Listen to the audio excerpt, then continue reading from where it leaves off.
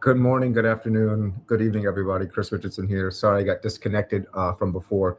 We were just talking about the Visa Bulletin news. The Visa Bulletin Chart A moved forward from September to November, which was a small but meaningful increase. And then Chart B, even more encouraging, moved forward from December 2021 to June 2022, which are both positive, really positive pieces of information, especially for the hundreds of our clients now who will be able to file their EADs and their advanced paroles who are here on adjustment of status. And so overall, lots of positive news, especially in this environment where there's so much going on. I think I talked at the last Facebook Live. I mentioned that I suspected that the numbers would move forward. Combination of things. I thought was one, obviously the travel pauses for the consular cases is definitely impacting the numbers. USCIS even mentions it, or State Department mentions it at the bottom. They had mentioned that the visa pauses were having an impact on the issuance of visas, and that in turn means that the State Department was going to have to find ways to get additional numbers. Another factor that's probably impacting it is that it's becoming increasingly harder to get EB2 and EB1. And so I think that also is hampering that ability to keep retrogression at bay, basically, right? I think you're going to have to move things forward. This is positive, I think, for multiple reasons. One, it means the line is advancing. That's still a good sign. Even though EB3 unskilled has been retrogressed for a while, we're still seeing movement forward. And even within Chart B, substantial movement forward. And so that means that the visa numbers are still being allocated, the system's still functioning.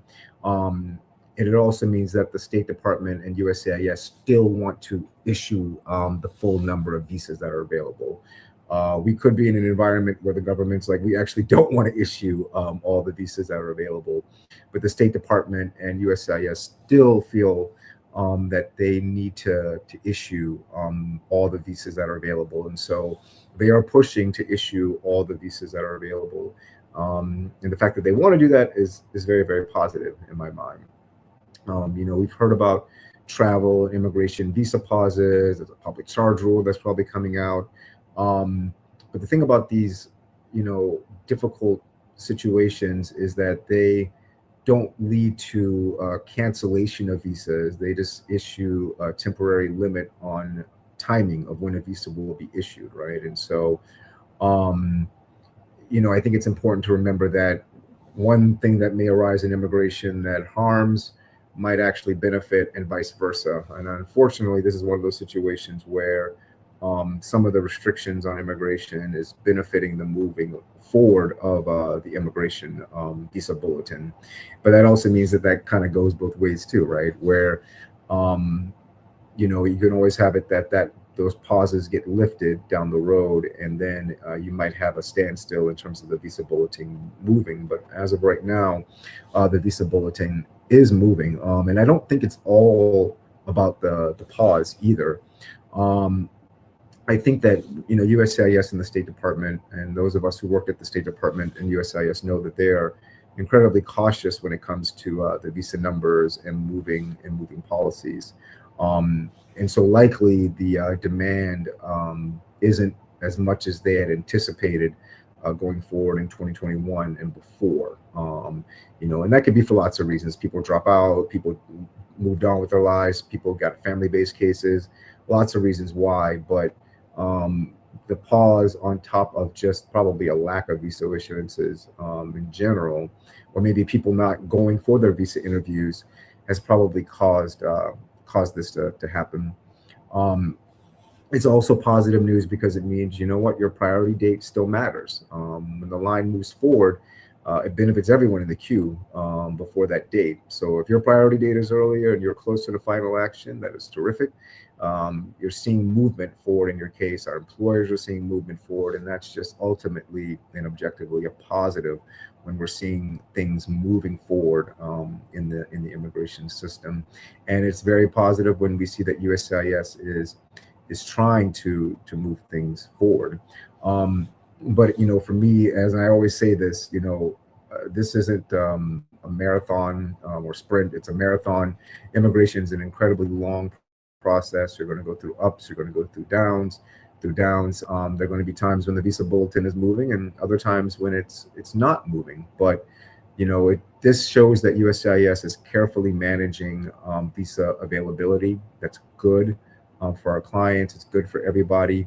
There are a lot of people who wake up and they feel like I'm going to be stuck, in this system forever. But no, it does show that the visa bulletin is moving, and that demand is stabilizing, not accelerating, and that maybe some of those people from before who had applied. And I've always said that about is that I think a lot of people, especially those who've been waiting a much longer time, and especially because of what happened between 2016 and 2019 with consular cases, I could see there being a huge backlog of people that don't actually want to do this anymore, or moved on and did something else. And so the category is not frozen.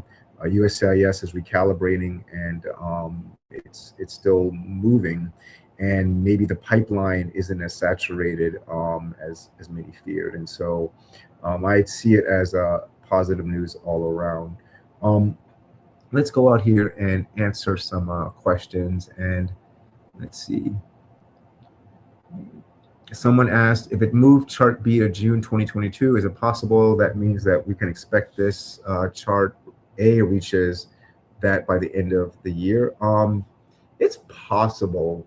You could see Chart B usually sets the tone, and Chart A follows behind it. I think it's definitely possible that you can see that that Chart A will move forward. But I think a lot of it depends on what happens with the immigration pause, and a lot of it depends on what's going to happen with the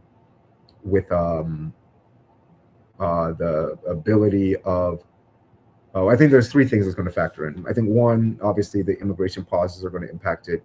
Two, even if the immigration pauses are lifted, there's still going to be a public charge issue that may delay the issuance of visas. And then three, you're likely to see a huge rollover in cases in 2026 from the family base. So remember, with the visa bulletin, there's family based that has a bunch of visa numbers, and then there's employment based.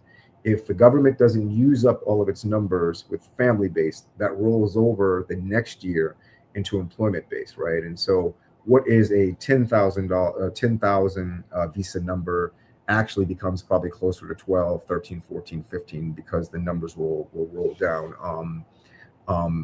And so I think that with the difficulties going on in immigration, we are more likely than not to see positive movement. Like, I don't want to predict it'll be June 2022 by the end of the year, but I would not be surprised the way the immigration system is right now, that you could see, especially in October, a huge bump forward, just because of the way the immigration system is playing out right now. Let's see. What do I think is going to happen in October? Like I said, I think it's very possible that, given the way the immigration system is, and not just because of the travel pauses, but just some of the stuff that's coming with the public charge rule and other rules coming out, it's just going to be a lot harder to get your visas approved. And if it's harder to get the visas approved, that means that there's going to be a need for more people to get visa interviews and get visas approved if the State Department and USCIS are going to reach their visa numbers. Someone asked, is the pause of the 75 countries responsible for it? I think that it's playing a role in it. I don't think it's the only cause of it. And even if the travel ban gets lifted or the travel pauses get lifted, I don't envision, and obviously it's still possible, but I don't envision much in the way of retrogression or going back in time. Because I think that the immigration system as is, and especially with public charge and other things coming out, it's just going to be harder for a lot of other types of people to get their green cards. And so it's very, very possible that we're going to just see retrogression shortening, and that the priority dates are going to move continuously forward the rest of the year. The longer things end up being hard. Let's see. How do I talk on the phone directly with BDB coordinators? I hope somebody from the sales team will reach out to you, or any of our teams will reach out to you directly. But usually, if you sign up for an account online, we're able to give you and talk to you and give you the information that you need.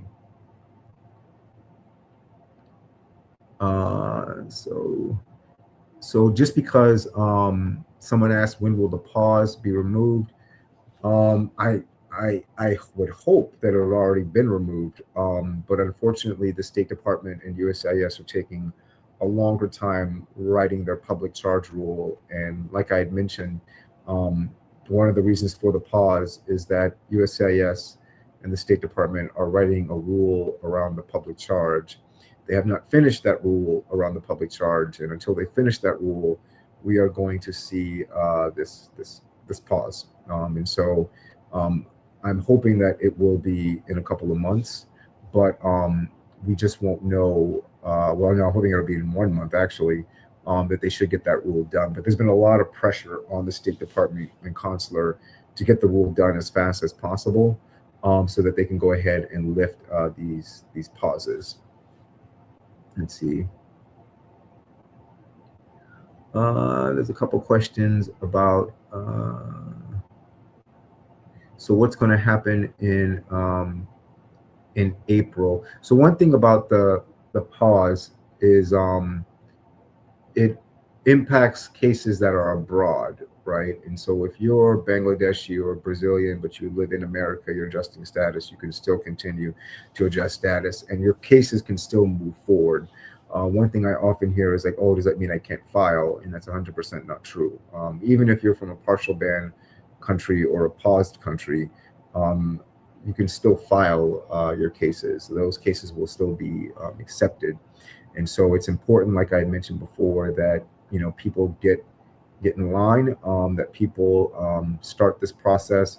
You're going to have ups and downs throughout the process, but the process is moving forward, and that's important, and that's really, really important that we see. And even with EB3 unskilled, obviously you want to have people on your side, whether it be EB2, EB1, EB5, whatever category you're applying for. You want people on your side who know what they're doing and who are going to fight for you. But that's not the case of all folks that are out there that do immigration. And so I think that's an important thing to always keep in mind when you're talking to other folks who do immigration, whether they have a track record of doing this, like the same that we have. Over 2,000, close to 2,000 people who've had green cards approved through us. But I will say though that in terms of which visa category is going to be better for more people, I would point out that EB1 and EB2 are a little bit more subjective. Our team, we have former USCIS officers, former consular officers. We can understand where the subjectivity plays. We can work with people to figure out where the issues might rise. But if you don't have like that insider advantage, it's going to be hard to get EB1 and EB2 these days because it's incredibly subjective. EB3 is still the best visa category for most people because it has the highest, far higher approval rate than those first two, and it's not as subjective as the other two as well. So something to think about. Somebody asked about the public charge rule, and so rule around the public charge. What does that mean? So one of the oldest aspects of immigration law is this idea that if you come to America as an immigrant, you cannot be coming over to the U.S. to get on U.S. benefits. The U.S. does not want to bring people over who it feels aren't able to afford to stay in the United States. And so they created this rule called the public charge rule. And in order to get your visa, you have to demonstrate to the satisfaction of the consular or USCIS officer that you are not likely to come over to the US and be unable to support yourself. During the first Trump administration, They wrote and published a rule where there was a big document. It was 19 pages. You had to submit all of your tax information, all of your financial information, your bank records, everything demonstrating that if you came to America, you would not become a public charge. When President Biden came in, he eliminated those rules. And the Trump administration has been very, very vocal about the idea that they want to bring those rules back, but even stronger. And so what's likely to happen is there's going to be more forms, there's going to be more documentation, there's going to be a lot of things you're going to have to submit if you want to file your case and be approved without hitting this thing called the public charge rule. And so that's what we're waiting on, and that's why there is a pause of the 75 countries, because the Trump administration wants to write this rule. Once they finish writing this rule, they want to lift that pause, but then we're going to have this rule to contend with. And so when folks tell me, oh, when this pause gets lifted, things are going to be better or easier, I think it's still going to be rough and choppy seas with immigration in general. And I think that our job and what we all must do is just balance it, navigate it, and get through it. And so obviously we're all, happy to an extent that we've seen movement in the Visa Bulletin. But it doesn't mean that the seas are clear. I can't promise you that we won't see more blocks and delays in the process. But I can promise you that me and my team will do everything we can to help you navigate the system and to understand the system and to unpack as much information as we possibly can to help you and help our clients understand what's really going on, and what can we do to get your case approved as much as possible. And that's why we encourage clients to stay engaged too.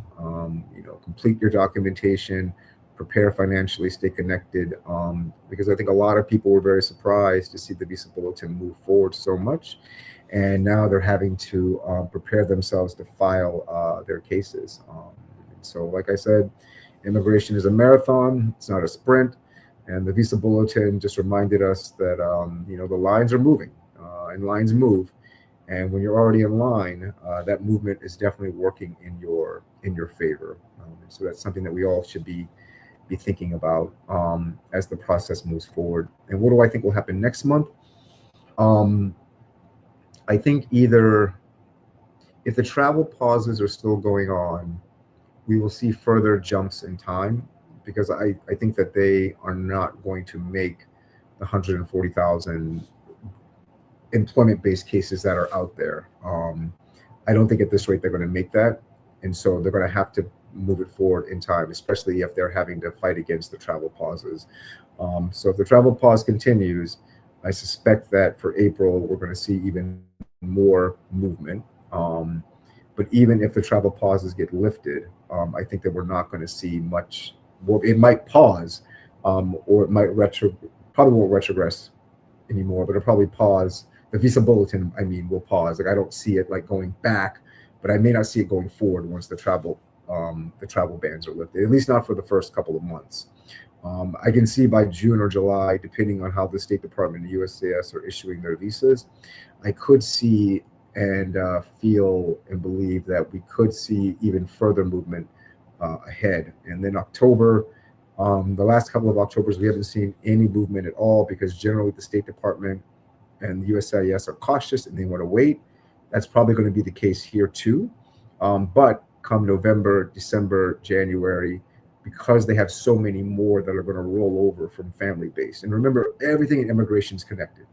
Everything is interconnected to each other. So if the pause just doesn't impact family-based or employment-based cases and us in EB3, it's also having a huge impact on family-based cases too, right? And so if they're not meeting those family-based cases, which I don't believe they will, those will roll over, and you will see movement in a very positive way for 2027 for a lot of cases. Um, Someone wants to know my official email address and phone number. I think it's on the website. If not, reach out to our team at BDV. We're always happy to work with you. Our sales team is here on the Facebook Live, and they can definitely give you any information that you need. Let's see. Answer a couple more questions.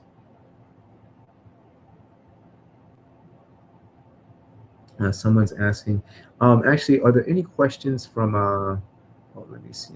I'm sorry. I'm gonna look for IG questions.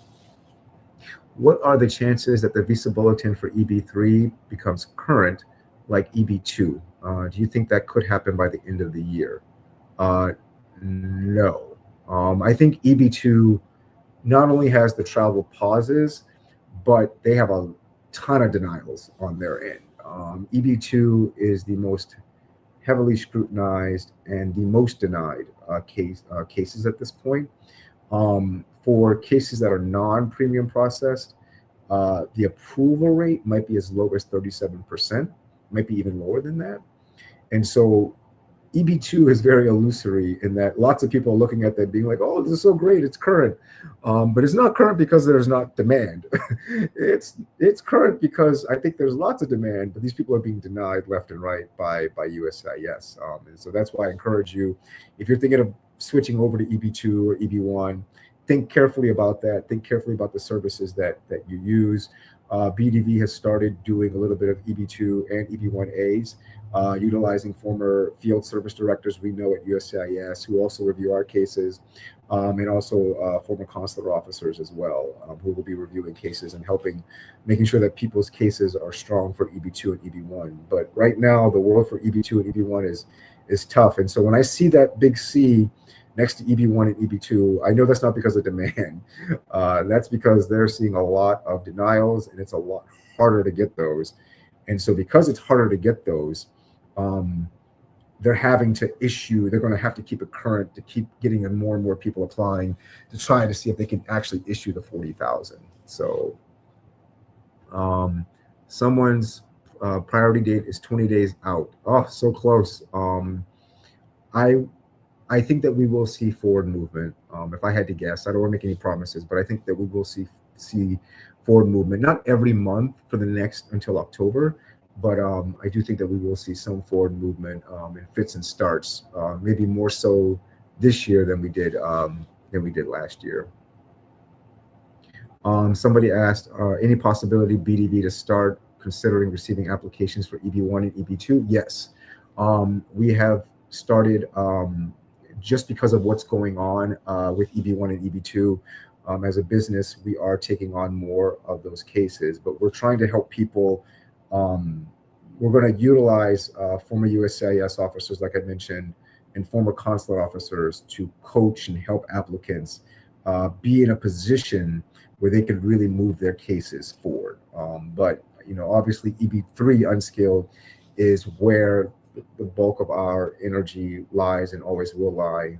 We have lots of clients, but I do think that in that field, if there are people, and if we have EB3 people who may qualify for EB2, we want to help those people too, right? Like, I don't ever want my answer on an immigration question to be, no, I can't help you. I want to be able to help people navigate any part of immigration, because that's where the value of BDV lies.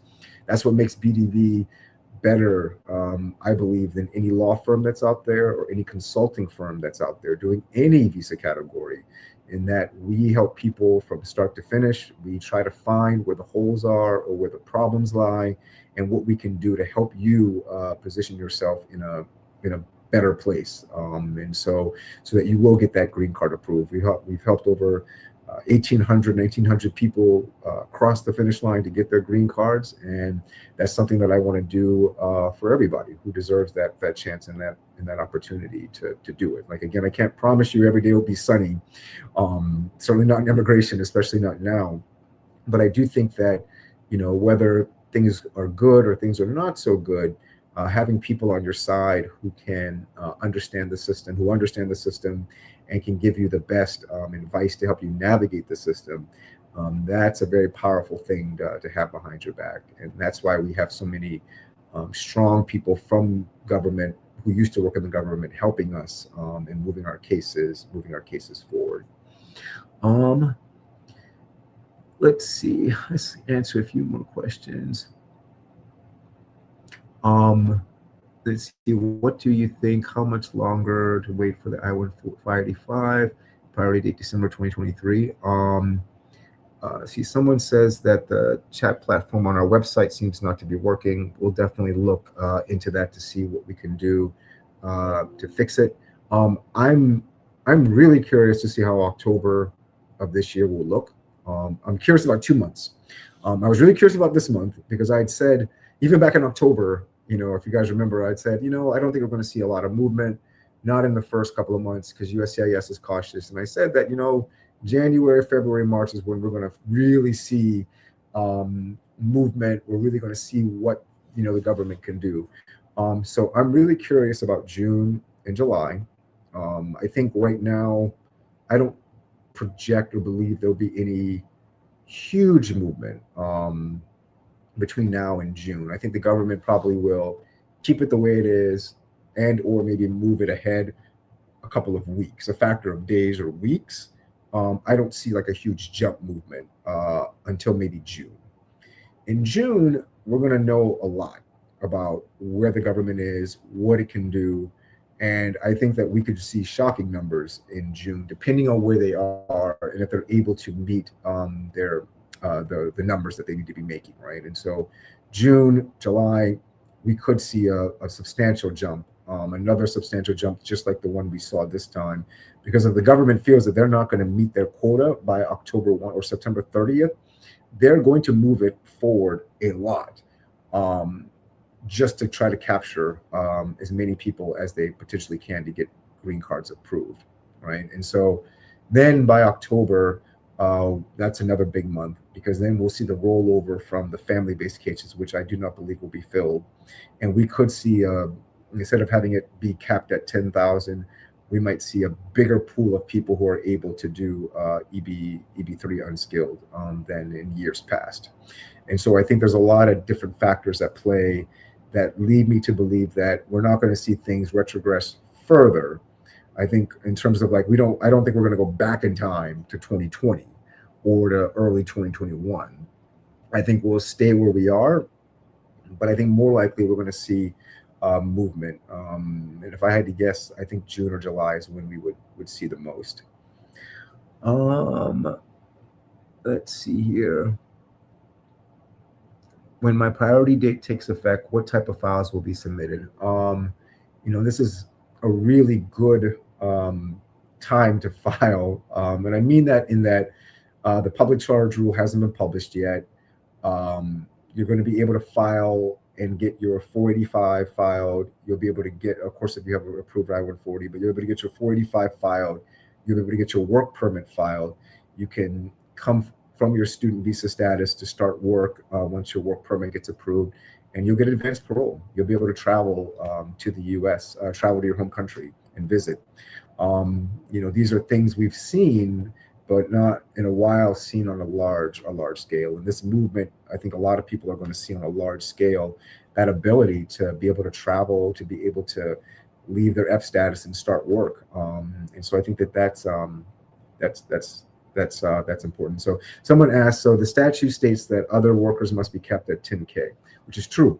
But if you move the numbers down from EB3 skilled, and those people at EB3 skilled are funneling it up, your 10,000 base is just bigger, right? So right now, there's no ability of EB3 skilled to move anywhere, right? They're just EB3. And remember, EB3 skilled and EB3 unskilled pull from the same place. And so we're all kind of stuck at this 40,000. But if EB3 skilled now, instead of being 30,000, is 40, 50,000, whatever, it is going to pull and pull and pull up. And because that number will pull up into EB3 skilled, that leaves a lot more people who are able to get visas under EB3 unskilled. And so that's the same with all the visa categories. Yes, they are capped, but the family-based ones will spill over and spill down. And so for example, during COVID, Yeah, it was capped at 140, but the reality is that there were like 240 or 150, 160, 170, 180,000 that were moved down. And so even though it was 140, it really wasn't, because a lot more people were getting green cards because of the spillover. And so even though you have that cap, EB3 unskilled will benefit from the fact that EB3 skilled people are being pulled out of taking from EB3 unskilled. So skilled people will get it, great, they can go.